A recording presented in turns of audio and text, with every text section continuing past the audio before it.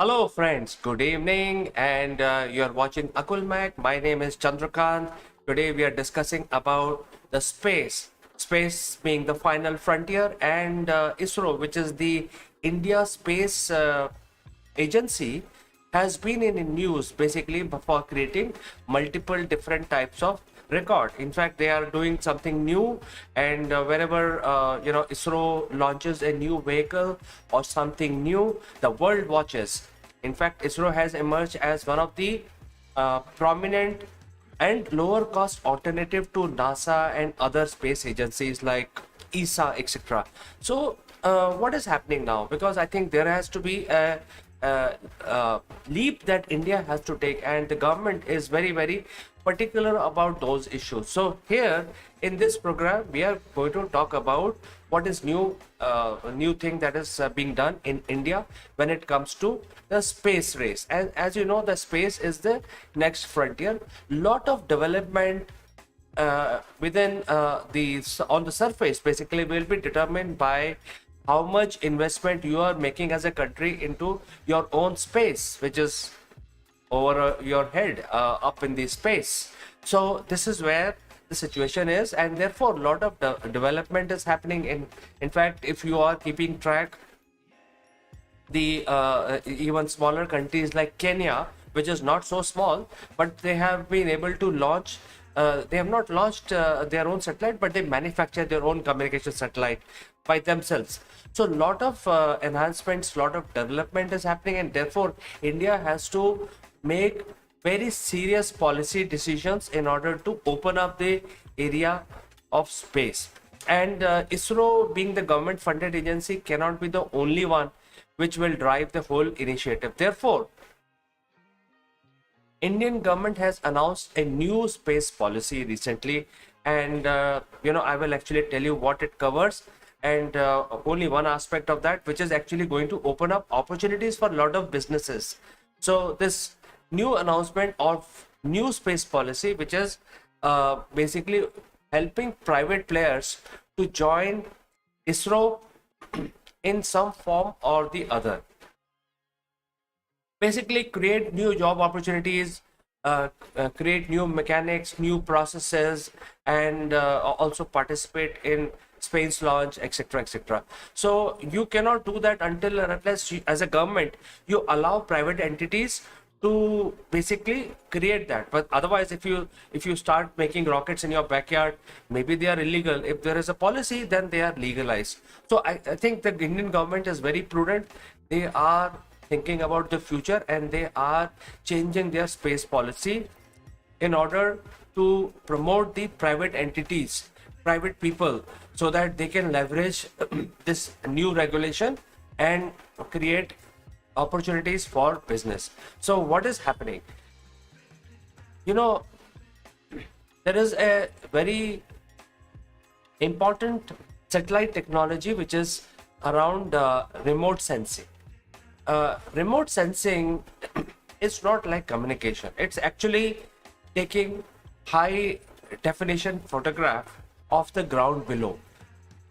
And this remote sensing technology was initially available and used for basically during the Cold War by the West, basically to spy on each other.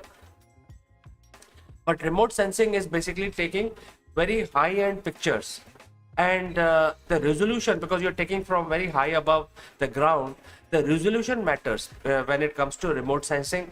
That is why there is a special word for this. It's not photography, it's remote sensing. That means you're taking picture from your satellite. The satellite camera is so powerful that it can actually take high definition picture. So when you zoom in, zoom out, the resolution of the picture does not change. Or even if you zoom out quite a bit, you can still make out what is there on the ground. It will not get pixelated. So that means the camera which is put on the remote sensing satellite has to be really of exceptional quality. So this has been the basic definition of remote sensing, and one of the opportunity which is going to open up in the Indian space arena, especially for the private sector, is in the area of remote sensing. So we will talk about that. But as I said, remote sensing has been used widely in defense, not only by the Western countries, but also for many decades now by India. India has, for multiple decades has been building remote sensing satellite of their own, and also launching using their space launch vehicles. And especially the remote sensing satellites which are used in defense are completely developed by Defense Research Organization DRDO, and completely controlled by the defense agencies of India. So their resolution and their capabilities are completely classified. Their job is to basically keep track of what is happening, and as part of remote sensing they may be actually not only taking photographs, they may be also doing monitoring of traffic, etc., and also monitoring of different elements. So we don't know what kind of remote sensing they are doing, but the chances are, when it comes to defense of our nation, this remote sensing satellite may be very, very high class, and they with lot of capabilities. Most of it is classified, but since it is remote sensing, that means remotely monitoring the region and ensuring that who's flying into our territory, who's not. And usually remote sensing satellites have a resolution of at least 1 square foot, so you can actually see very clearly within a 1 square foot area what material is lying on the surface of the earth. So that is the kind of remote sensing capability, or even better, we don't know. There must be even better remote sensing capabilities the remote sensing satellites may have. However, since this space is now opening up for private sector, what are the opportunities which will open up for the private sector? So let's talk about that. So one of the opportunity for private companies to participate in remote sensing arena is about the Earth observation, because that's a see, when we talk about defense, I'm sure the defense satellites will also be capable of doing Earth observation, but their data is actually classified by law. That data which is gathered by defense satellites will not be available for public use. So there is a gap, actually. There is a gap for the private, the data to be available privately. And if there are private companies that are involved in basically making this kind of remote sensing map of India, then this data will be privately available, and then many agencies can use it for their own usage. So if you have a proper map of Earth of India, for example, then you can actually do planning, you can actually do housing, you can do rural development, you can do urban development. So all that data has to be available privately. So if there is a large builder, for example, developing certain section of the land within India, so they will find it very useful if they have a remote remote sense view from the sky, and then they can plan things very nicely. They can actually create buildings, infrastructure, roadways, etc., using that data. So I think there is a scope there where the private entities can participate in this arena. What is the next one then? What are the next opportunities? The next opportunity is in the weather monitoring. And you know that in India and the surrounding region, this is one of the major weather-wise active area. There are cyclones every year, there are monsoons, there are rains, flood, landslides, earthquake, all kinds of weather related and natural calamity related activity happens in this area. There are certain portion of the world which are quite quite stable, whereas if you are living in India and the surrounding countries, you are prone to earthquakes, floods, cyclones, and so on and so forth. So basically there has to be a remote sensing satellite, remote sensing data, which can help us monitor the weather related phenomena, and then create some sort of early warning system. Even tsunamis can be monitored using the remote sensing satellites. So I think there is an opportunity where the private players can actually start manufacturing weather monitoring based satellite systems and launching them into the space. So I think that's another high-tech area which is going to open up because of this new space policy of India. Let's look at the other opportunities.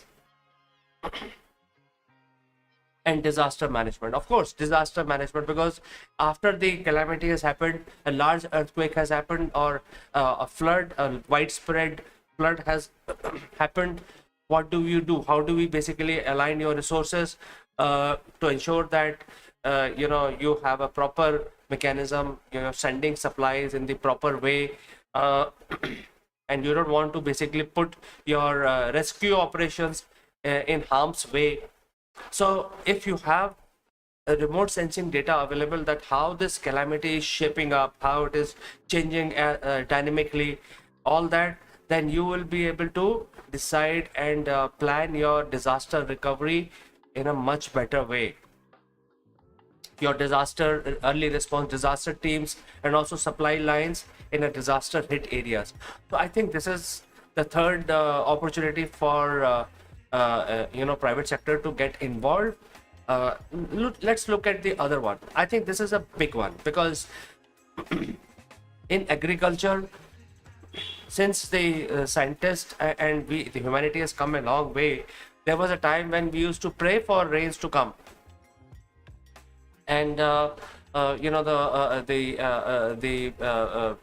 farmer will not know exactly when the rain is going to come, what is the right time to sow the seeds, what is the right time to do XYZ activity. But now the farmers are very well equipped because there's a lot of information being provided absolutely free of cost by the government. But this information which is related to agriculture is very dynamic. It is ever changing. So while government is providing that information, there has to be small private group which can come up, which can sprung up in a small area, which will look at all aspects of agriculture in that small area. So like that, you can divide for better management a large country like India into small chunks of remote sensing space view, which can be managed and operated completely by private sector, and then monitor where the water is, how the water will come into this area, what are the nutrients, and a lot of monitoring can be done from space. So if you have a satellite and especially participating in the agricultural arena, then you can actually gather a lot of information and start selling that information to whoever wants it. So if somebody is into food production, agriculture, this kind of information will be very, very useful, and they don't have to pray the god for rains and for all kinds of things. So they can actually plan their resources accordingly. And as you know that weather is changing quite rapidly, and therefore the worst affected category of people are the farmers, because they don't know when to basically take out their mangoes, for example, when to basically sow the seeds, what is the right time. Because if they sow the seeds and if they don't cultivate, or they delay the cultivation by 1 week, it will be a rain, it will damage entire crop.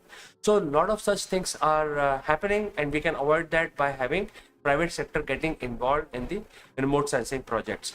So therefore, the big announcement or the big thing which is happening is the privatization in the Indian space program.